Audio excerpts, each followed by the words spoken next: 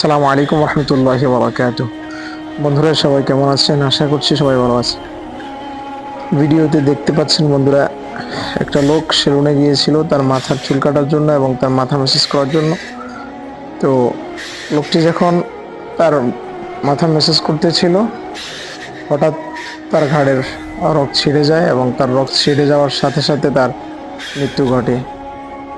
আল্লাহ পাক রব্বুল আলামিন আমাদের সকলকে এই সমস্ত বিপদ এবং আফদের মৃত্যু থেকে হেফাজত করুক। মৃত্যু কার কখন আসবে আমরা কেউ জানি না। তো সুতরাং সবাই আমাদের যেন সুন্দর একটি মৃত্যু আল্লাহ পাক দান করেন, তার জন্য দোয়া করব। সবাই ভালো থাকবেন, সুস্থ থাকবেন। আসসালামু আলাইকুম রহমতুল্লাহি বারাকাতুহু। দেখুন বন্ধুরা, সেলুনে কর্মরত নাপিতরা ভয়ে এখন পালিয়ে যাচ্ছে। কি করবে দেখুন, তারা চিন্তা করে খুঁজে পাচ্ছে না তারা এখন কি করবে।